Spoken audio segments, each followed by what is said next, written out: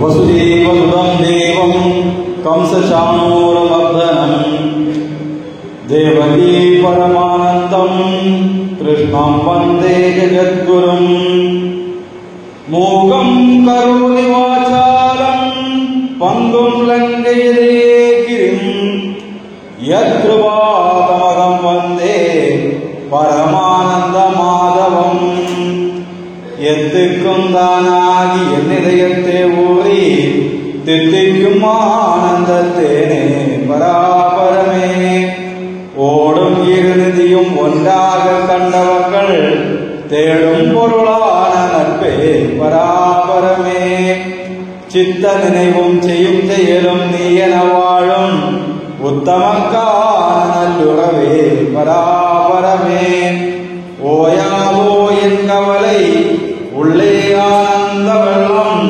பாயாதோ ஐயா பகராய் பராபரமே அன்பபணி செய்ய என்னை ஆளாக்கி விட்டு விட்டால் இன்ப நிலைதானே வந்தெய்தும் பராபரமே எல்லோரும் விட்டிருக்க நினைப்பதுவே அல்லாமல் வேவந்தரையே பராபரமே எல்லாம் வல்ல பரிபூர்ண அவதாரமாகிய கண்ண பரமாத்மாவுடைய இந்த ஆலயத்திலே அவருடைய ரோகிணி திருவிழாவை நாம் எல்லோரும் கொண்டாடி கொண்டிருக்கின்றோம். 99வது வருடம், அடுத்த வருடம் 100வது வருட திருவிழா காணக்கூடிய கோயில். இந்த நேரத்திலே நமது ஆலயத்தினுடைய இந்த வேளையிலே ஆன்மீக கருத்துக்களை பற்றிய சில வார்த்தைகளை சொல்வதற்கான அந்த பாக்கியத்தை தந்த எல்லாம் கண்ணபுரானுக்கு மகிழ்ச்சிகளை தெரிவித்துக் கொண்டு தலைவர் பேசுவார். நம்முடைய சகோதரர் பேசும்போது அழகாக இருந்தால் காதல் செய்வோம்.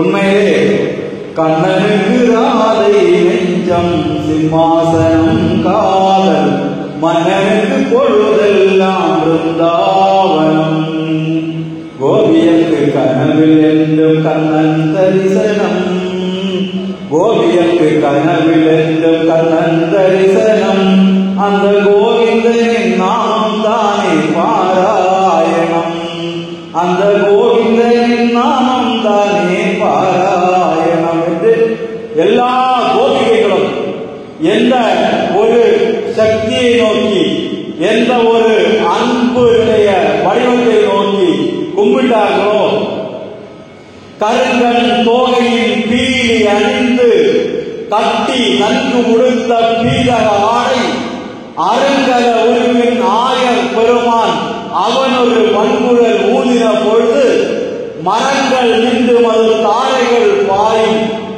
மலங்கள் வீழும் பல கொம்புகள் தாழும் இறங்கும் பூங்கும் திருமால் நின்ற பக்கம் நோக்கி அவை செய்யும் குணமே என்று ஆழ்வார்களால் பாடப்பட்ட அந்த அன்பினுடைய மூர்த்த பாவமாகிய கண்ணபரமாத்மா அழகாக கருங்கண் தோகை மலித்தோகையுள்ள பீலி அணிந்து அழகாக பீதக ஆடை மஞ்சள் நிறத்திலே ஆடை அணிந்து அவன் ஒரு குழலை ஊதின பொழுது மரங்களிலிருந்து தேன் துளிகள் துளித்ததாம்.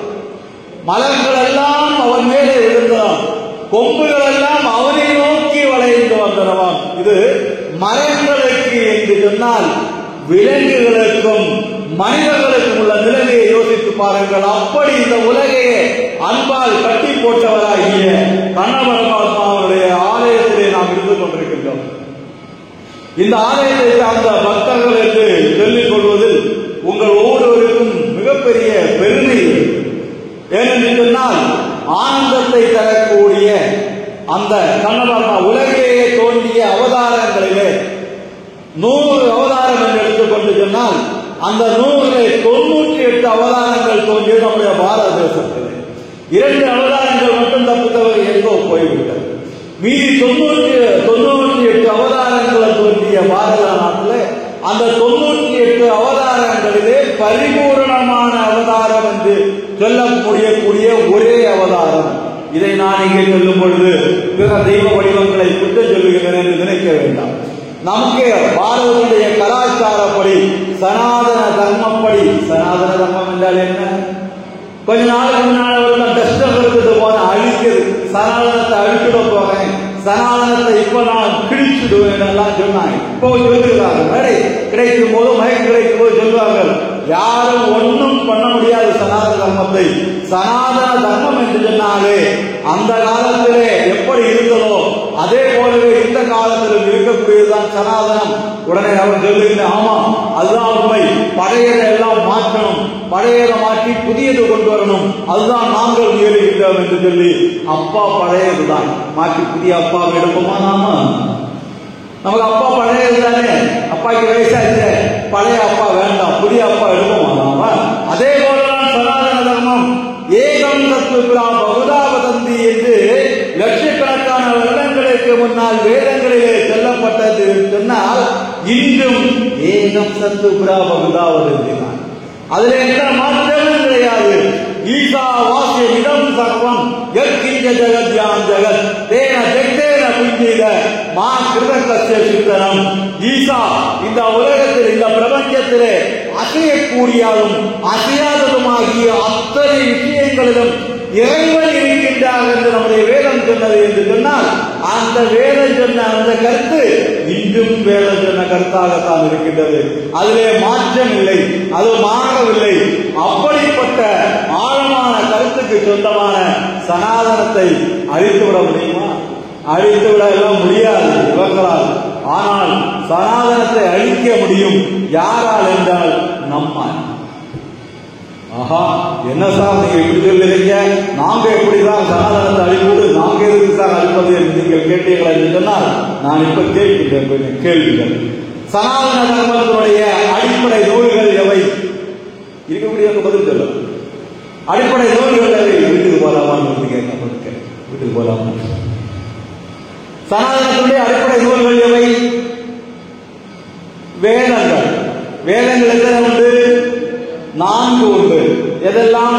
ரிக்வேதம், யஜுர்வேதம், சாமவேதம், அதர்வண வேதம் என்று 4 வேதங்கள் உண்டு.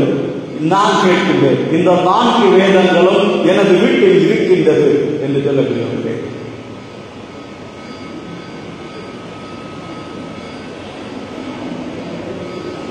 மேடையில் உள்ளவர்களுக்கு கேள்வி கிடையாது, இருக்கின்றது என்று சொல்லுவாங்க. இல்லை, இந்த 4 வேதங்களையும் நான் பார்த்திருக்கின்றேன். ஒரு வேதமாவது நான் பார்த்திருக்கின்றேன். வேதத்தினுடைய அடுத்த நூல்கள் உபநிடதங்கள்.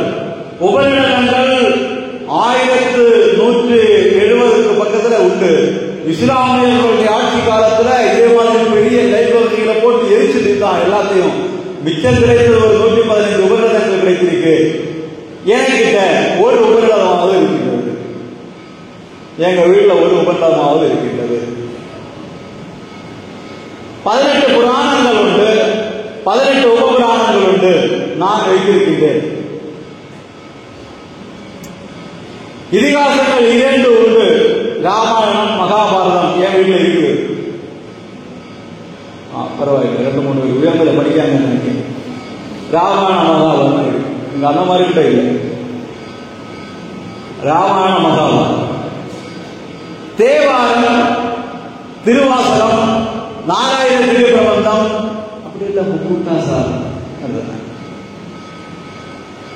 பகவத்கீதை எத்தனை பேர் இருக்கு? பகவத்கீதை பரவாயில்லை, 5-7 இருக்கு. மீது நீங்க வாங்கல பகவத்கீதை, பயங்கர விடம் சார். சும்மா கொடுத்தா வாங்குறாங்க, நம்ம சும்மா கொடுத்தா வாங்க போயிட்டாங்க. இது சும்மா கொடுக்க மாட்டாங்க பகவத்கீதை. ஒரு ஊர்ல கேட்டேன், எத்தனை பேர் வீட்டுல பகவத்கீதை இருக்குன்னு. யாரும் கை தூக்கல, ரொம்ப வருத்தமா போச்சு. நான் சொன்னேன், அடுத்த வருஷம் வரும்பொழுது இதே கேள்வி கேட்பேன், அத்தனை பேர் வீட்லையும் பகவத்கீதை இருக்கணும்னு சொன்னேன். அடுத்த வருஷம் என்ன நடந்திருக்கும்? என்ன கூப்பிடும்? உள்சோர் திருவிழா கமிட்டி வந்த உடனே தலைவர் சொல்லியாரு, சமயமான நல்லா வைக்கணும், எல்லாம் சொல்லுது, மற்ற அந்த ஆளை கூப்பிடக்கூடாது. அந்த வாத்தியார கரீஸ் வாத்தியார கூப்பிடக்கூடாது. ஏன்? அந்த ஆளு அன்னைக்கு கீதை வாங்கினாரு, நானும் வாங்கல, மறந்துட்டேன். கேட்டா மோசம் இல்லையா? கூப்பிட ஒரு 3 வருஷம் அவர் தலைவராக இருக்க சமயத்துக்கு கூப்பிடவே இல்லை. 4வது வருஷம் புதிய கமிட்டி வந்தப்ப கூப்பிட்டாங்க. போனப்ப ஞாபகம் வந்து விருப்பப்பட்ட இடத்துல ஞாபகம் இருக்கிறது கேட்டேன். 2 பேர் கை வைக்கிறாங்க. பரவாயில்லையே, 2-3 வருஷத்துக்கு முன்னால சொன்னதை மதிச்சு 2 பேர் வாங்கியிருக்கீங்க, ரொம்ப சந்தோஷம் அப்படின்னு கேட்டு, எப்ப எல்லாம் எடுத்து படிப்பீங்க, அது எப்ப எல்லாம் எடுப்பீங்க, அது ரேஷன் வாங்கி போயிடும் சார். ஏன்னா அது பகவத்கீதை ரேஷன் கார்டுக்கு பகவத்கீதைக்கு என்ன சொல்லுவாங்க? பகவத்கீதை ரேஷன் கண்டிக்கு அரிசின்னு சொல்லுவாங்களா கூட? அப்படி பார்த்தா அது ரேஷன் கார்டு ஸ்மார்ட் கார்டு பகவத்கீதைக்குள்ளதான் வச்சிருக்காரு. ஸ்மார்ட் கார்டு ரேஷன் வாங்குறதுக்கு போது எடுக்கிறது கோரிக்கா, திருப்பி கொண்டு வைக்கிறது கோரிக்கா, பகவத்கீதை எடுப்பாரு. இப்போ நாம இருக்கின்ற எத்தனை பேர் பைபிள் எத்தனை பேர் பார்த்துருக்கோம்? எல்லாரும் பார்த்துருக்கோம் இல்லையா? நீங்க எல்லாரும் இந்துக்களுடைய அடிப்படை நூல்கள் வேதங்கள் பார்த்ததில்லை, புராண உபநிடதங்கள் பார்த்ததில்லை, புராணங்கள் பார்த்ததில்லை, 12 திருமுறைகள் பார்த்ததில்லை, 4000 திவ்ய பிரபந்தம் பார்த்ததில்லை, கீதை கொஞ்சம் இருக்குது. பைபிள் நாங்க எல்லாரும் பார்த்திருக்கின்றோம். நீங்க எல்லாம் இந்துக்கள். சனாதனத்தை யார் அடிப்பார்கள்? நீங்க தானே இருப்பீங்க, நீங்க தானே இருப்பீங்க, நாம தானே அடிப்போம். நம்முடைய புத்தகங்களை, நம்முடைய வேதங்களை, நம்முடைய உபநிடதங்களை, நம்முடைய புராணங்களை நாம வாங்கி நாம படித்து நம்முடைய பிள்ளைகளுக்கு சொல்லிக் கொடுக்காமல் இருந்தால் சனாதன தர்மம் எப்படி வளரும்? அழியுமா அழியாதா? எத்தனை பேர் வீட்டில் விளக்கு இருக்கின்றது? விளக்கு எல்லா வீட்டிலும் அது விளக்கு பூஜைக்கு கொண்டு வரணும் இல்லை, பேரண்டி பைசா எல்லாம் உண்டுண்டா, அதனால நாங்கள் விளக்கு கண்டிப்பா வச்சிருக்கோம். எத்தனை பேர் வீட்டில் சந்தியா நேரத்தில் விளக்கேற்றக்கூடிய பழக்கம் இருக்கின்றது? எல்லா வீட்டிலும் விளக்கேற்றக்கூடிய பழக்கம் உண்டு. சும்மா இல்லை, 1-2 மழை நல்லா பெய்யுது. அப்ப எல்லா வீட்டிலும் விளக்கேற்றக்கூடிய சந்தியா நேரத்தில் நாமம் சொல்லக்கூடிய பழக்கம் எத்தனை பேர் வீட்டில் இருக்குது? சந்தியா நாமம் இப்படிதான் ஒரு ஊருக்கு பெரிய வீட்டில் பாடுவேன். சந்தியாக்கா பாடுவாங்க. சந்தியாக்கா நல்லா பாடுவா சார். அந்த சந்தியாக்கா இல்ல, சந்தியா நாமம்னா ஒரு நாள் 4 சந்தி உண்டு. இரவும் பகலும் சேரக்கூடிய அதிகாலை ஒரு சந்தி, முற்பகலும் பிற்பகலும் சேரக்கூடிய நண்பகல் ஒரு சந்தி, முன்னிரவும் பின்னிரவும் சேரக்கூடிய நம்முடைய பகல் இரவும் சேரக்கூடிய சாயங்காலம் ஒரு சந்தி, முன்னிரவும் பின்னிரவும் சேரக்கூடிய நள்ளிரவு ஒரு சந்தி என்று 4 சந்தி உண்டு. இந்த 4 சந்தியிலே நாமம் சொல்லணும். அதுக்கு முடியாதுன்னா அட்லீஸ்ட் சாயம் சந்தியிலாது 3வது சந்தி திருசந்தி, 3வது சந்தியிலாவது என்ன செய்யணும்? நாமம் சொல்லணும். வீட்டுல விளக்கேற்றி வச்சா மட்டும் போதாது, நமக்கு சீரியல் பார்க்கணுமே. அங்க வீட்டுல ஒரு பெட்டி வாங்கி வச்சிருக்கேன் 55 இன்ச்சில, அங்க அந்த இதுல பார்த்துட்டு இருக்கணுமே. அதுலதான் மொத்தம் அலங்கர சீட்டா நடக்குது. சாயங்காலம் பழைய காலத்துல உள்ள பாட்டிமாரு கேட்டா சொல்லுவோம், பெண்ணை விளக்கு வச்ச நேரத்துல மோந்தியாவும் மோக்காத பெண்ணு சொல்லுவாங்க. இப்ப சாதாரண பாட்டு மோந்தி நேரத்தில் இருந்து மோங்கிடுவார், வெட்ட பதத்ததுக்கு சொல்லுவாங்க. அந்த பாட்டு இன்னைக்கு காது நீட்டிட்டு இந்த பெட்டியை முன்னா உட்காந்துருக்கான். பெட்டியில என்ன நடக்கும்? அந்த சந்தியா நேரத்துல தான் மோங்கல் நடக்கும், அழுக நடக்கும். ஒரு வீட்டுல போறேன், அங்க போற அந்த பாட்டு சொல்லுக்குள்ள நீ பாத்தியா மட்டும் சுட்டானோ இன்னும் நச்சோ என்னன்னு கேட்டேன். எனக்கு தெரியல, அழுக கலந்து அழுக. நான் கேட்டா பேக்கு சொல்லு, அது நேற்று சீரியல் சார் இப்படி தோக்கு எடுத்து இப்படி தூண்டுனான் சார் அவளை அவனை. அப்ப கறந்து போச்சு, அவன் சுட்டானா ஐயாவது இல்லை, கிளவி நேரத்தில் தெரியுதான் நிலைமை. அப்படி நம்முடைய வீட்டை ஆக்கி வைத்து இன்னொருடைய குடும்பத்துல அந்த இறைவணக்கம் இல்லாமல் சந்தியானம் இல்லாமல் செய்து நம்மை கெடுத்தது இந்த டிவி பற்றியும். நமக்கு தீபாவளி வந்தால் விடுமுறை தின சிறப்பு நிகழ்ச்சிகள் என்று போட்டு நம்மை வீட்டுக்குள்ள உட்கார வைக்கக்கூடிய, கோயிலுக்கு போக விடாமல் செய்யக்கூடிய. தீபாவளி வந்தா எத்தனை பேர் கோயிலுக்கு போவோம்? தீபாவளி வந்தா நாம இறைச்சி எடுப்போம், அதுவும் மாட்டு இறைச்சி தான் எடுத்து தின்னோம் நாம. அப்படி செய்யக்கூடிய அளவுக்கு நம்மை ஆக்கி வைத்த இந்த டிவி கலாச்சாரம், சந்தியாநாமம் இல்லாத வீடு அழியுமா அழியாதா? சனாதன தர்மம் அழியுமா அழியாதா? சனாதன தர்மத்தை அழிப்பதில் நாம இப்படி ஒரு பங்கு வகிக்கின்றோம். வீட்டுல விளக்கேற்றுவதில்லை, நாமம் சொல்லுவதில்லை, விளக்கேற்றி வச்சுட்டு பேசாம உட்கார்ந்து இருக்கிறது. இந்த மாதிரி சீரியல் கேப்ல விளக்கு, ஒரு சீரியல் விளம்பர இடங்களை உடனே வந்து வளர்க்க வச்சு என்ன ஊற்றுது, அம்மா அம்மா ஓடியா ஓடியா ஓடியா தொடங்கிச்சு, உடனே ஓடிப்பாங்க பார்க்குறது. அடுத்த விளம்பர இடைவெளி என்ன வீட்டு திரிய போட்டு தீ கொடுத்தது, அம்மா அம்மா தொடங்கிச்சு ஓடி போய் பார்க்குறது. என்ன நடக்கும்? என்ன நடக்கும் அந்த வீட்டுல? லட்சுமி தேவி நம்ம வீட்டுல வரணுமா வேண்டாமா? லட்சுமி தேவி வரணும்னா என்ன பண்ணணும்? ஒரு பிளக்ஸ் கடையில போய் லட்சுமி தேவிக்கு ஒரு ஃபுல் சைஸ் போட்டோ அடிச்சு Lakshmi Devi welcome to our home எழுதி வீட்டுக்கு முன்ன தூக்கினா வருவாள் லட்சுமி தேவி? வரமாட்டா. நம்முடைய வீட்டுக்கு முன்னால சந்தியா நேரத்தில் விளக்கேற்றி வச்சு யோசிச்சு பாருங்க, அப்ப அப்பாயும் அம்மாயும் பிள்ளைகளும் எல்லாரும் சேர்ந்து உட்கார்ந்து இருந்து நாமம் சொல்லக்கூடிய ஒரு அந்த காட்சியை யோசிச்சு பாருங்க, எவ்வளவு அற்புதமாக இருக்கும். ஆண்களும் பெண்கள் எல்லாம் ஆண்கள் அதில் விளக்கத்தை பெண்ணும் கேட்கணும். நான் கலைஞர் இந்த கதை எடுத்துட்டு இருக்கேன், அதுக்கல்ல கலைஞர், அதுக்கல்ல சந்தியா நேரம், எல்லா அப்பா அம்மா பாட்டி தாத்தா எல்லாரும் சேர்ந்து இருந்து நம்முடைய வீட்டில் ஒற்றுமையோடு நாமம் சொல்லக்கூடிய வீட்டில் லட்சுமி தேவி ஓடி வருவார். கீதை படிக்கிற வீட்டுல லட்சுமி தேவி ஓடி வருவாள். கீதை படிക്കുന്ന வீட்டிலெல்லாம் ஸ்ரீதேவி வന്നു வசிச்சிடுന്നു. கீதை படிக்கக்கூடிய வீட்டுல ஸ்ரீதேவி வந்து வசிப்பாள். ஒரு வீட்டுல ஒரு பையன் எடுத்து கேட்டாங்க, ஓ இது உருளைக்கிழங்கு தின்னதுக்கு அவளுக்காரு தின்ன முடியும். ஸ்ரீதேவி நம்ம கொடுக்குமா? ஸ்ரீதேவி நம்ம வீட்டுல வந்தாலே ஐஸ்வர்யா நம்முடைய வீட்டுக்கு வந்தாச்சு. அப்படி தெரியாமல் நாம் சனாதனத்தை அழிக்கமா இல்லையா? அழிக்கமா இல்லையா? நம்ம வீட்டுல விளக்கு இருக்கு, வெங்கலத்துல இருக்கா வெள்ளியில இருக்கா? வெங்கலத்துல எத்தனை பேர் வீட்டுல இருக்கு? வெங்கலம் எத்தனை பேர் வீட்டுல இருக்கு? எல்லாம் வெங்கலம் தான் இருக்கு, விளக்கு இல்லை. வெங்கலம் தான். இப்படி காட்டாட்ட ஒரு ஊர்ல ஒரு சொன்னால் எவ்வளவு பெருசா 6 விளக்கு இருக்குதா? ரொம்ப சந்தோஷம். எங்க வச்சிருக்கீங்க? அது ரிசப்ஷன் ஆளுக்கு சென்டர்ல வச்சிருக்கேன். ரொம்ப சந்தோஷம். எப்ப கொளுத்தப்படாது, கறிபிடிக்கும். கொளுத்தப்படாது கறிபிடிக்கும்னா அதுக்கு பேரு வெங்கலம். எத்தனை பேர் வீட்டுல வெங்கலம் இருக்குது? இல்ல, விளக்காக்கியது எல்லாம் வெங்கலம் வச்சிருக்காங்க. விளக்கு வச்சு விளக்கு எப்படி இருக்கணும்? குளம் போல என்னை விட்டு கோலமுடன் ஏற்றி வைத்தேன். அப்படிதான பாருங்க. மாங்கல்ய பிச்சை மடிப்பிச்சை தாருமம்மா, சந்தான பிச்சையுடன் தனங்களும் தாருமம்மா. மாங்கல்ய பிச்சை மடிப்பிச்சை தாருமான்னு யாரு கேட்கணும்? 5ஆம் கிளாஸ் பிள்ளையா கேட்கணும். நாம திருவிழாக்கு பூஜைக்கு பிள்ளை அனுப்பிடுவோம், மக்களை போய் இருந்துக்கோ, அந்த அக்கா பேர் விழிச்சுமோ அம்மைக்கு பேர் விழிச்சுமோ ஒழிச்சிருந்தோம் கரிவோம் சொல்லு, ஒரே பேர் விழிச்சோம் நேரம் இருந்து கரிவோம் சொல்லு, அட்டன்ஸ் விட்டட்டு அப்படிதான் சொல்லி நம்மளோட பிள்ளைய விட்டுட்டு நாம வீட்டுல இருந்து சீரியல் பார்த்து கொண்டிருக்கின்றோம்.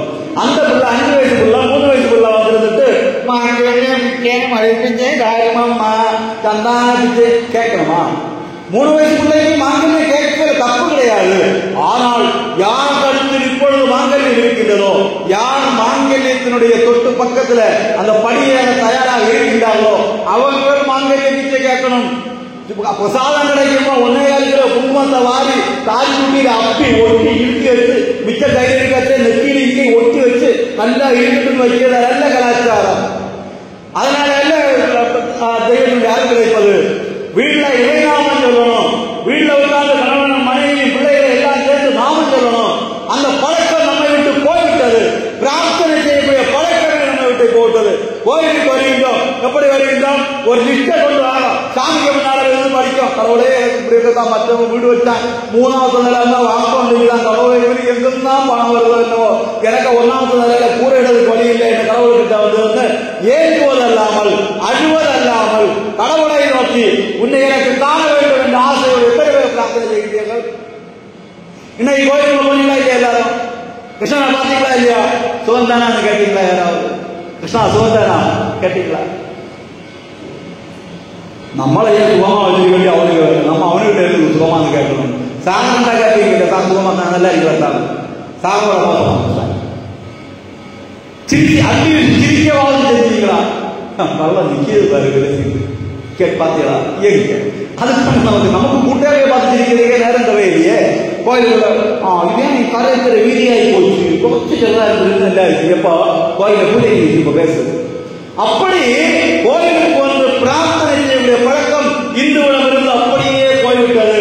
ஆனால் நீங்கள் கிறிஸ்தவ சகோதரர்களை பாருங்கள், அவர்களுக்கு ஞாயிற்றுக்கிழமை காலையில 6 மணி மாசம்னா அவன் 6 மணிக்கு அங்க போயிருப்பான். குளிக்கான பள்ளி வைக்கான அவன் அங்க போயிருப்பான். அவன் தன்னுடைய பிரார்த்தனையை செய்கின்றான், அவன் நம்புகின்றான். ஒரு பரீட்சைகள்ல போகும்போது அந்த பரீட்சை பேப்பருக்கு மேல குருசு போட்டு பரீட்சை எழுதக்கூடிய கிறிஸ்தவ பிள்ளைகளை பார்ப்போம், ஒண்ணும் எழுதாத மொட்டையாக எழுதக்கூடிய இந்து பிள்ளைகளை பார்க்கின்றோம். இந்த பிள்ளைக்கு நம்பிக்கை வரல. கண்ணவரால் நினைச்சா படிப்பு தரவனே கிருஷ்ணா கிருஷ்ணா ஹரே கிருஷ்ணா சர்வஜத்துவம் பிரசித்தமே ரமா ரமண வித்யேஷ வித்யாமாசு பிரேஷமே. சர்வஜத்துவம் எல்லாவற்றையும் அறியக்கூடிய அறிவை தரக்கூடிய இறைவன் இந்த உலகத்திலேயே மிகப்பெரிய ஞானி. எப்படி வேதவியாசர் 4 வேதங்களை எல்லாம் தொகுத்தாரோ, உபநிடதங்களை தந்தாரோ, அவருடைய வேலை முடிஞ்சு போச்சு. ஆனால் அந்த வேதங்களை, அந்த உபநிடதங்களை சுருக்கி சர்வோபனிஷதோ காவோ தோத்தா கோபால நந்தன பாக்கோல் சசுதேர் போத்த துர்தம் கீழாமிருதம் மகது, எல்லா உபநிடதங்களையும் பசுக்களாக்கி அவற்றை சாரத்தை எடுத்து பாராக நமக்கு தந்த கண்ண பரமாத்மாவுடைய அறிவுக்கு முன்னால் உலகத்தில் எந்த அறிவு நிற்க முடியும்? ஆனால் நாம நம்பவில்லை, நாம அதை புரிந்து கொள்ளவில்லை. சனாதன தர்மத்தை அழிப்போமா இல்லையா? நாம அழிப்போம் தானே. நான் ஒரு ஊர்ல சமயமானதை பேசிக்கிட்டு வீட்டுக்கு போனேன். அடுத்த நாள் சாயங்காலம் அந்த ஊர்ல இருந்து ஒரு புள்ள போன் பண்ணி கூப்பிடுது, சார் நீங்க கரிசார் தானே? ஆமா. நேற்றுக்கு எங்க ஊருக்கு வந்து பேசுறீங்க தானே? ஆமா. நீங்க வந்து என்ன வீட்டுல ஏற்றி விட்டுட்டு போகணும். என்னடா இது, என்ன எனக்கு அம்மா வெளியில போட்டுருக்கு. கடவுளை, நான் சமயமான பேசுறது ஒரு பிள்ளை வெளியே சொல்லிருந்தான். வண்டி எடுத்துட்டு ஓடி எங்க போனேன். அங்க போன அவர் சொல்லி நீங்க வந்து என்ன சொன்னீங்க? குளம் போல என்னை விட்டு கோலமுடன் ஏற்றி வைத்தேன் பாட்டு பாடி வீட்டுல விளக்கு வைக்கும் போது குளம் போல என்னோட சொன்னீங்க இல்லையா?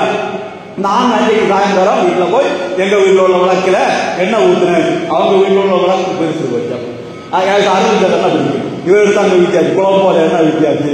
அடுத்து திரிகிட்டு வச்சா அப்பா என்ன செய்ய நான் என்ன வீட்டு வளர்க்க கொடுத்தேன். இத்தனை வீட்டு இருந்தது அது பரிசா சொன்னா இருந்தா குளம் போல என்ன விட்டு அவன் மயக்குன்னா என்னன்னு சொல்லுவான். நீ முக்கி வை, என்ன செய்யணுமா? எண்ணெய் எடுத்து திரி அதற்குள்ள முக்கி விளக்க வச்சு கொடுத்தோம்மா, முக்கி வை. என்ன தீட்டு பைசா என்ன விற்கிற விலையும் அவர் என்ன இல்ல சாப்பிட அப்படியே வெளியில விட்டுருக்காங்க.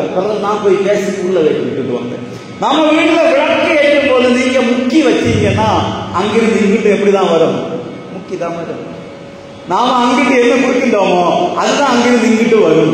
ஆகவே முழு மனசோட கொடுக்கணும். அந்த தீபம் எண்ணெயின் ஒரு சாதனை இப்ப வருது. பூஜைக்கு கிழக்க தீபம் எண்ணெய், அடுத்து எண்ணெய்கள் பேர சொல்லி இப்ப நிறைய எண்ணெய் விளம்பரம் வருது. தயவு செய்து அந்த எண்ணெய்களை வாங்கி நீங்க வீட்டுல உபயோகிக்காதீர்கள், கோயிலுக்கும் கொடுக்காது. ஒரு 15 லிட்டர் பாட்டைக்கு 1200 ரூபாய் விலையில கிடைக்குதுன்னு சொல்லிட்டு அந்த எண்ணெயை வாங்கி கோயில கொடுக்காதீங்க தயவு செய்து. அந்த எண்ணெய் ஒரு லிட்டர் 150 ரூபாய் கிடைக்குன்னு சொல்லி வாங்கி நம்ம வீட்லையும் கொண்டு விளக்கு வைக்காதீங்க. அந்த வீடு இருந்து போகும். அது பெட்ரோல் செலுக்கிறது, அது என்ன கிடையாது. நீங்க முடிஞ்சா 200 ரூபாய் 400 ரூபாய் ஒரு கடைக்கு 400 ரூபாய் கொண்டு போய் நல்ல ஒரு மில்லுல இருந்து முடிஞ்ச 100 அரை கிலோ வாங்கி 1/4 கிலோ போதும் நல்ல எண்ணெய் வாங்கி கோயிலுக்கு கொடுங்க. நல்ல எண்ணெய் வாங்கி வீட்டுல வைங்க. அல்லது நெய் வாங்கி, நல்ல நெய் வாங்கி, அது சபரிமலை சீசன்ல தேங்காய் அடைக்க வரக்கூடிய நெய்யையும் வாங்கிடாதீங்க. அதுல ஒரு நெய் எழுதி இருக்கு, not for eating process, eatable பர்பஸுக்கு யூஸ் ஆகாத அந்த எண்ணெய் நெய். எதுக்கு இந்த நெய்? இந்த நெய்யாக்க அந்த கெமிக்கலையாக்க வாங்கி பேக்கெட்டுக்குள்ள அடைச்சு கல்லும் முள்ளும் கால் குணத்தை சாமியே ஐயப்போடு எனக்கு பாவம் அல்ல அதுல இருக்கு சொல்லி கொண்டு ஐயப்பனை மேல பூசிடுவாங்க. இந்த கெமிக்கலை கொண்டு பூசியே ஐயப்பனை கெடுக்காது. இந்த மாதிரி நம்முடைய கலாச்சாரத்தை கெடுப்பதில் இந்த மாதிரி கடைக்காரங்க நிறைய வேலை செய்கிறார்கள், இந்த மாதிரி கம்பெனிகள் செய்கிறார்கள். குங்குமம் நம்ம நெத்தியில போட்டோம்னா நெத்திக்கு அறுக்குது. ஏன் அப்படிதான் அவன் பண்ணான், அவன் கெமிக்கலை விட்டு தான் பண்ணுவான். ஏன் இந்து பெண்கள் குங்குமம் வைக்கக்கூடாது, அதுதான் அவங்களோட லட்சியம். நாமும் இப்ப ஸ்டிக்கர் போட்டு ஒட்டி ஒட்டி இப்போ ஒரு முட்டு சூசி எடுத்து அதுக்கு முறையில கொஞ்சம் சாந்தம் தொட்டு இங்க ஒரு குத்து, அவ்வளவுதான். நாம் பார்க்கணும்னா ஒரு பைனாக்குள்ள வந்து பார்க்கணும்.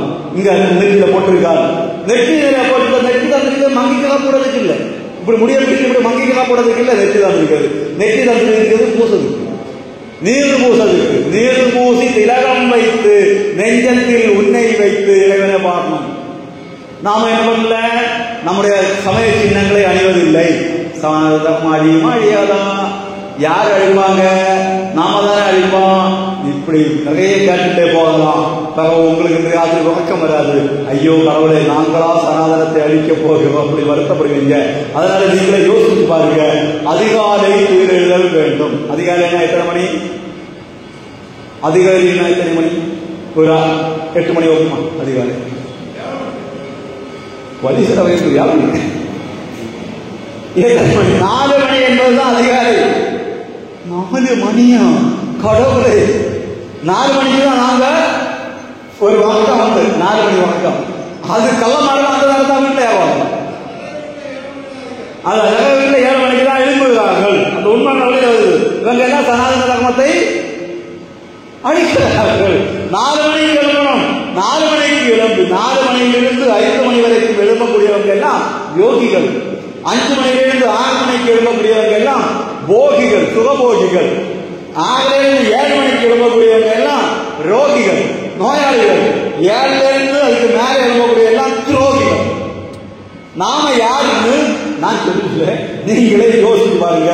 நாம இதுல எங்க இருக்கின்றோம் என்று. துரோகிகள் இருந்தோம்னா கொஞ்சம் முன்ன வாங்க, கொஞ்சம் முன்ன வாங்க, கொஞ்சம் முன்ன வாங்க. 4 மணிக்கு எழும்புங்க. 4 மணிக்கு எழும்பி இருந்து நம்முடைய பிள்ளைகள் படிச்சாங்கன்னா என்ன படித்தாலும் புரியும். அது பிரம்ம முகூர்த்தம், அது சரஸ்வதி யாமம். அந்த 4 மணிக்கு இருந்தா கண்டிப்பா பிள்ளை சாக சொல்லி அது 4 மணிக்கு எழும்பணும். பிள்ளை எழும்பணும், அம்மா எழும்பணுமே. அம்மா பிள்ளை எழுப்பிட்டு பக்கத்தில் எழுதுவாங்கன்னா பிள்ளை என்ன செய்யும்? புத்தகத்தை எடுத்து திராட்டாடி தராசு கருப்பட்டு தூக்கி அதில் விழுந்து பிள்ளை எல்லாரும். பழைய காலத்தில் நாம யோசிச்சு பார்த்தோம்னா தெரியும், ஒரு 7 மணி 8 மணிக்கு எல்லாம் வீடெல்லாம் ஒதுங்கும். அப்படிதானே? எப்போ இந்த கரண்ட் வசதி வந்ததோ, எப்போ டிவி பெட்டி வந்ததோ அப்பதான் நம்முடைய வாழ்க்கையை கெட்டு போச்சு. எப்போ முன்னாலெல்லாம் இந்த ஒற்றையடி பாதையோடு சைக்கிள்ல போகும்போ எல்லா வீட்லையும் கேட்கும், ராம ராம ராம ராம ராம ராம பாகிமாம், ராமகிருஷ்ண வாசுதேவ ராம ராம பாகிமாம்னு பாட்டு கேட்கும். இப்போ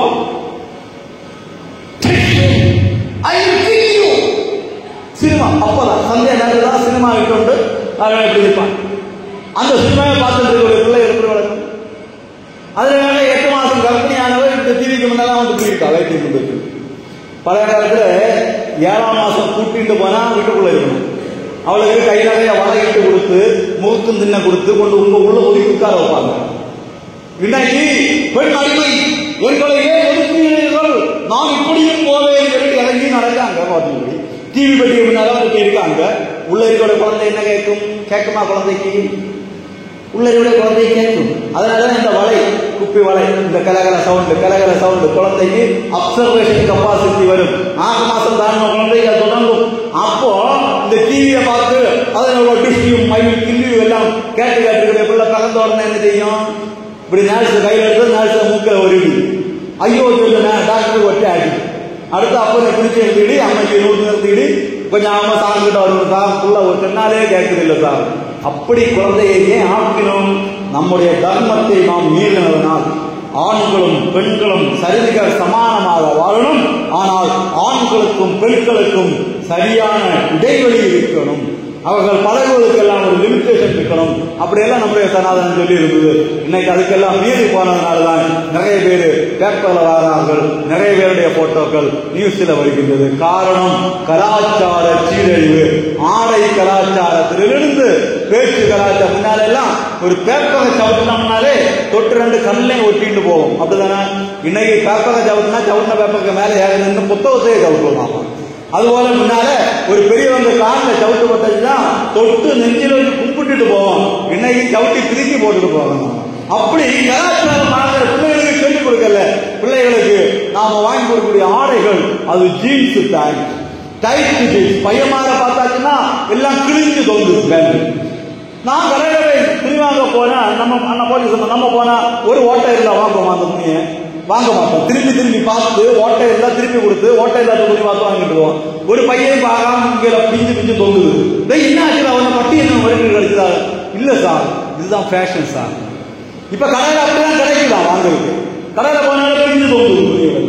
அப்படிப்பட்ட துணிகளை வாங்கி பையன்மாருக்கும் வெறும் டைட்டான டிரெஸ்களை வாங்கி பெண் பிள்ளைகளுக்கு போட கொடுத்து பிள்ளைகளை கெடுப்பது நாம. நம்முடைய பிள்ளைகளுக்கு இந்த மாதிரி டைட்டான ஆடைகளை வாங்கி கொடுத்து சின்ன வயசிலிருந்து அவங்களுடைய உடம்புல உஷ்ணத்தை ஏற்றி மேகத்தை ஏற்றி இன்னைக்கு நாம மருத்துவ தொழில் இருக்கிறது தெரியும். 12 வயசு 13 வயசு பிள்ளைக்கு பிசிஓடி. 50 வயசு கழிஞ்ச அதுவும் 12 பிள்ளை பெற்ற கமலாட்சி அமைச்சிக்காருக்கும் பிசிஓடி வரும். 50 வயசு 70 வயசு கழிஞ்ச பிறகு அது ஒரு குழப்பம் இல்லாம போகும். ஆனா இன்னைக்கு 13 வயசு பிள்ளைக்கு பிசிஓடி வருகின்றது என்று சொன்னால் ஆடை கலாச்சாரம். ஒரு அம்மா கிட்ட கேட்ட, ஏன் அம்மா அந்த பிள்ளைக்கு இப்படி ஒரு பிள்ளை?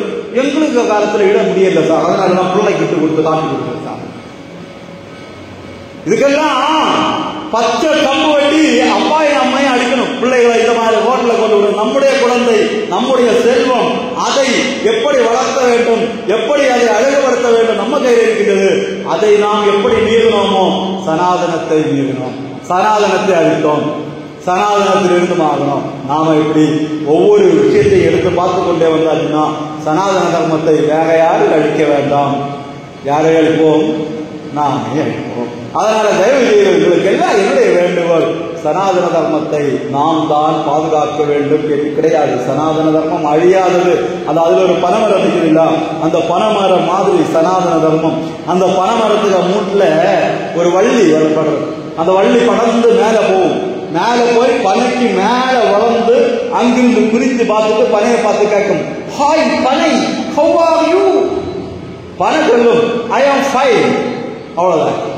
நீ இத்தனை காலமா நிக்க என்ன பாத்தியா? போன மாசம் தான் வித்து விழுந்து கொடுத்தேன், நான் உன்னை விட வளர்ந்தாச்சு. அப்படியா? நான் இந்த 20 வருஷத்துல ஒன்ன போல 2000 பேரை பார்த்தாச்சு இல்லையா? அந்த வள்ளி கொஞ்ச நாள் கழிச்சு மூட்டிலே இருந்து அழுகி உணங்கி போகும். அடுத்து வேற ஒரு வள்ளி வரும், அதுவும் மேல போகும். இது மாதிரிதான் சனாதன தர்மம். சனாதன தர்மம் இந்த பனை மரம் மாதிரி கிரேக்கர்கள், ஊனர்கள், யவனர்கள், போர்த்துகீசர்கள், பிரெஞ்சுக்காரர்கள், இஸ்லாமியர்கள், ஆங்கிலேயர்கள், கிறிஸ்தவர்கள், வர்த்தவம், போனவன், பஞ்சாயத்து ஆபீஸில் தூங்கின்னு அத்தனை பயங்களும் ஆக்கிரமித்து பார்த்த பிறகும் இன்றும் பனைமரம் பனைமரமாகவே இருக்கின்றது என்று சொன்னால், ஏகம் தத்துப்ரா பகுதாவதந்தி என்கின்ற மந்திரம் இன்றும் உலகம் ஒன்று ஒழித்துக் கொண்டிருக்கின்றது என்று சொன்னால், 530 வருடங்களாக தவம் செய்த ராம கோயில் இன்றைக்கு கட்ட முடிகின்றது என்று சொன்னால், இஸ்லாமிய நாடாகிய அபுதாபியில் அந்த பகவான் நாராயணனுக்கு கோவில் கட்ட முடிகின்றது என்று சொன்னால், சனாதன தர்மம் யாராலும் அழிக்கப்பட முடியாத ஒன்று. ஆனால் சனாதன தர்மம் டைனோசர் மாதிரி. டைனோசர் தெரியும் இல்லையா? ஒரு பெரிய விலங்கு, தலை அங்க இருந்தாச்சுன்னா வால் இங்க இருக்கும். அவ்வளவு பெரிய விலங்கு. அது இன்னைக்கு இல்ல. அதனுடைய பெரிய பெரிய முட்டைகள் கிடைக்கின்றன இன்னைக்கு. அந்த டைனோசரை பற்றி ஆராய்ச்சி செய்தவர்கள் கண்டுபிடித்த ஒரு உண்மை என்னவென்று சொன்னால், இந்த டைனோசர் அழிவதற்கு பல காரணங்களை சொன்னாங்க. மணல் புயல் அடித்து மூக்கில ஏறி சுவாசிக்க முடியாம செத்து போச்சு, அழித்து போச்சு அப்படிலாம். ஆனா அது அழிவதற்கு ஒரு காரணம், இந்த டைனோசருக்கு அந்த சென்சார் நர்வு வந்து ரொம்ப மோசம். சென்சார் சிஸ்டமே ரொம்ப மோசம். நமக்கு காந்த ஒரு முள்ளு குத்துச்சுன்னா உடனே வலிக்கும், உடனே முள்ளு எழுந்துருவோம் இல்லையா? அந்த டைனோசருக்கு காலில் ஒரு முள்ளு குத்துச்சுன்னா ஒரு நாள் ஆகும் மூளைக்கு தகவல் போகும். இந்த டைனோசர் இப்படியே போகும்போது புலி டைனோசர் வாழை கடிச்சு சாப்பிடும். புலி கடிச்சு சாப்பிட்டு ஒரு 7-8 மணி நேரம் கழிச்சுதான் புலி முதல்ல கடிச்ச வலி அதனுடைய தலைக்கு போகும், வாழை அப்படி அடிக்கும். அந்த நேரத்தில் அந்த புண்ணு செப்டிக்காக தொடங்கியிருக்கு. இப்படி செப்டிக்காகி அழுவி செத்து போனது டைனோசர் வம்சம். இதே போல சனாதன தர்மமும் டைனோசர் மாதிரி அது அழுக விடக்கூடாது. நம்முடைய கலாச்சாரத்தை நாம் பேண வேண்டும், நம்முடைய பண்பாட்டை நாம் பேண வேண்டும்.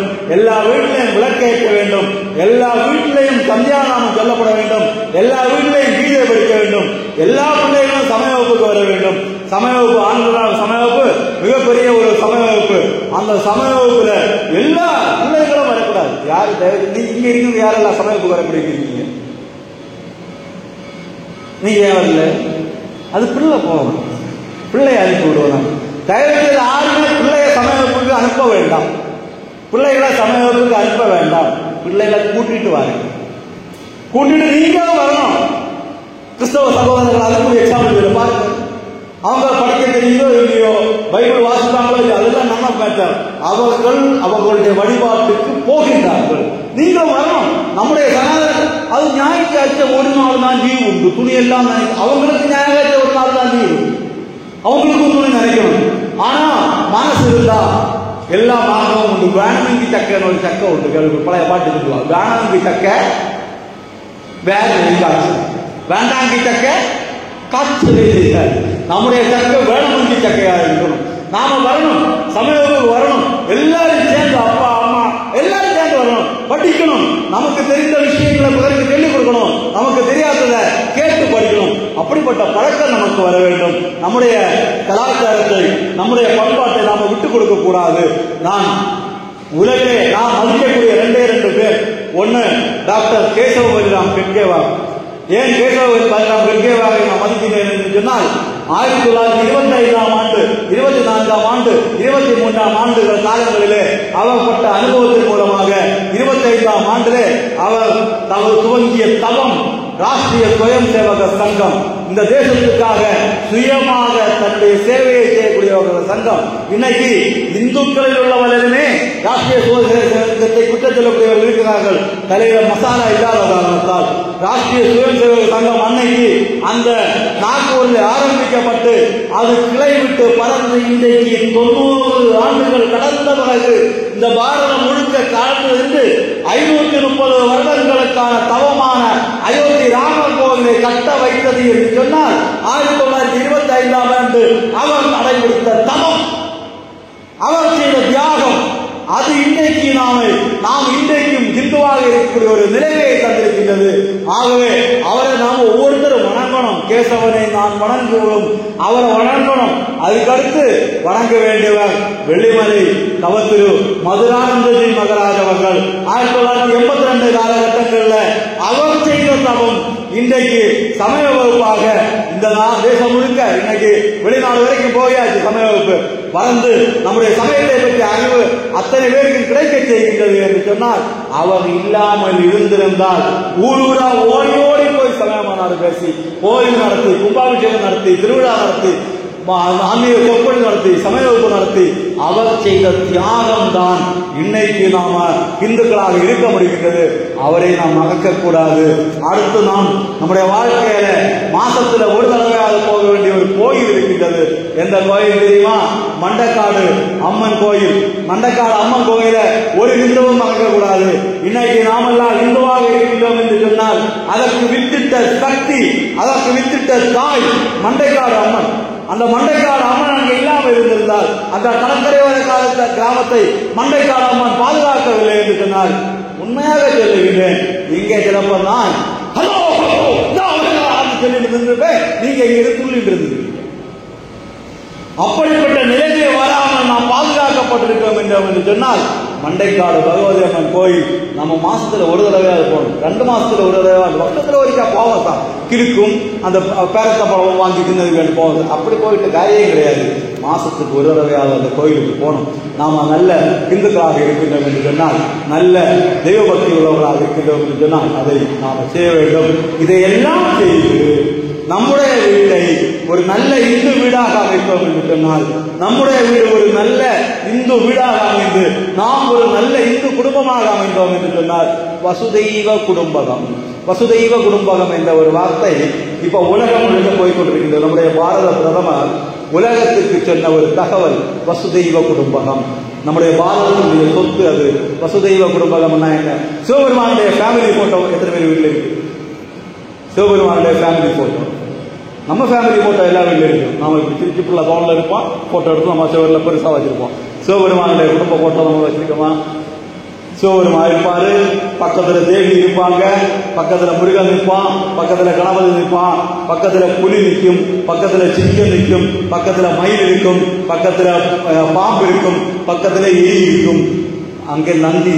இத்தனையும் சேர்ந்துள்ள ஒரு போட்டோ சிவனுடைய குடும்ப போட்டோ. நம்ம பார்த்தாச்சுன்னா எல்லாமே ஒன்றுக்கு கொஞ்சம் முரணானது. அப்படிதானே?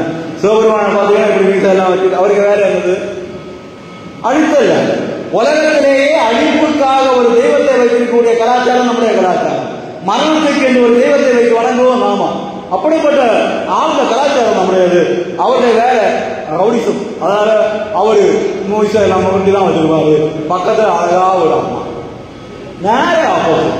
அடுத்து ஒரு பையன், ஒரு பையன். அடுத்து அங்க நந்தி நிற்கும். காளைய வெளியில இருந்து சிங்கம் கண்டா என்ன செய்யும்? மட்டன் பிரியாணி போட்டு சாப்பிடும். பாம்பை எளிய பாம்பு கண்டா என்ன ஆகும்? ஒரு லெவலுக்கு தான். பாம்பை மயில் கண்டா என்ன ஆகும்? அப்படியே நூடுல்ஸ் போட்டு சாப்பிடும். ஆனால் சிவபெருமானுடைய குடும்பத்தை நீங்கள் பார்த்தீர்கள் என்று சொன்னால் இவர்கள் எல்லோரும் ஒற்றுமையாக இருக்கின்றார்கள். அதுபோல நம்ம வீட்டிலையும் நாம ஒற்றுமையாக இருக்கணும். நேற்று காலத்துல ஒரே சண்டை, வீட்டுல நாளை திருவிழாவுக்கு கொடுக்கணும், புதிய ஒரு துணி எடுத்து தரணும்னு சண்டை. அதுதான் உனக்கு முடியாது. ஓ என்ன அன்னைக்கு அங்க காட்டான், அவன் அப்ப கட்டி கொடுக்கல, கொடுத்துருந்தீங்க எனக்கு நல்ல துணி கிட்ட பொண்டாட்டி சொல்ல, ஓ எனக்கும் அந்த நல்ல சம்பந்தம் வந்து இந்த கனியை பிடிச்சி எனக்கு நல்ல வச்சு கேட்டு அந்த எனக்கு அப்ப அவன் சொல்ல நாலு சண்டை. ஆனா கடையில போகும்போது தேன்ல போட்ட பேரத்தமலை இருக்கு, வாங்கி தின்னுடி, நீ இப்ப விளக்கு இருக்குதுன்னு சொல்லக்கூடிய சிநேகம் இருக்கின்றது. அந்த இதுதான் வசுதெய்வ குடும்பம். எந்த குணம் இருந்தாலும், எந்த திசைதனில் இருந்தாலும், அவள் எந்த நிலைதனில் இருந்தாலும், சந்திர சூரிய உள்ளவரை என் தலைவனை காப்பாய் சிவசக்தி என்று பாடக்கூடிய அந்த கணவனும் மனைவியும் குடும்பம் அன்போடு இருப்பதுதான் வசுதெய்வ குடும்பம். நம்முடைய குடும்பங்கள் எல்லாம் நல்ல வசுதெய்வ குடும்பங்களாக மாறி, நாம எல்லாம் நல்ல இந்துக்களாக மாறி, மாசில் வீணையும் மாலை வலியவும் வீசு தென்றலும் வீங்கில வேணிலும் மூசு வண்டகை பொய்கையும் போன்றதே ஈசன் என்ற இணையடிகளே. இறைவனுடைய கோவிலில் இருக்கக்கூடிய சுகத்தை பற்றி அந்த அடியை பாடியிருக்கின்றார். மாசில் வீணையும், ஒரு குகை இல்லாமல் இசைக்கக்கூடிய ஒரு வீணையினுடைய நாதம், மாலை மதியம் மாலை நேரத்தில் இருக்கக்கூடிய அந்த அழகான வெயில், சுகமாக இருக்குமே அந்த வெயில் மாலை மதியமும், அந்த நேரம் வீசக்கூடிய தென்றல் காற்று எவ்வளவு சுகமாக இருக்கும். அந்த தென்றல் காற்றும் வீங்கில வேணிலும் மூசு வண்டகை பொய்கையும் போன்றது. வண்டுகள் முணுமுணுக்கக்கூடிய பொய்கை, பொய்கையில வண்டு முணுமுணுக்கணும் என்ன செய்யணும்? பொய்கையில பூக்கள் மலர்ந்து நிற்கணும். என்ன பூக்கள் மலர்ந்து நிற்கணும்? தாமரை பூக்கள் மலர்ந்து நிற்க வேண்டும். பொய்கையில நிறைய தாமரை பூக்கள் மலர்ந்து நிற்க வேண்டும். எவ்வளவுக்கு எவ்வளவு தாமரை பூக்கள் பொய்கையில மலர்ந்து நிற்கின்றதோ அவ்வளவுக்கு அவ்வளவு நமது சனாதன தர்மம் காப்பாற்றப்படும். ஆகவே சனாதன தர்மத்தை காப்பாற்றுவதற்கு பொய்கைகளில் எல்லாம் தாமரை பூக்களை மலர வைப்போம். அந்த தாமரை பூக்கள் கடவுளுக்கு அர்ச்சனையாகட்டும், அந்த தாமரை பூக்கள் கடவுளுக்கு மாலையாகட்டும், அந்த தாமரை பூக்கள் கடவுளுக்கு பூஜையாகட்டும். ஒவ்வொரு இந்துவும் அதற்கான முடிவெடுப்போம். நாம் எல்லோரும் நல்ல தெய்வபக்தி தேசபக்தி உள்ளவர்களாக மாறுவோம். ஓம் அங்கீகராதபடி எங்கும் நிறைந்த எல்லாம் வல்ல எல்லாமலையும் இறைவனே, கருவுற்ற நாள் முதல் காத்து உண்ண உணவும் அருந்த நீரும் சுவாசிக்க காற்றும் உலாவ பூமியும் காண சூரிய சந்திர ஒளியும் எண்ண மனமும் ஏற்றி போட்ட வாயும் கூப்பித்தோட கரங்களும் வணக்க செய்தியும் தந்து அனைவருக்கும் பேரொரு புரியுது. இந்த ஊரில் 10ஆம் வகுப்பு 12ஆம் வகுப்பு 12ஆம் வகுப்பு தேர்வுடைய பிள்ளைகள் இருக்கலாம், கல்லூரிகளில் படிக்கக்கூடிய பிள்ளைகள் இருக்கலாம்.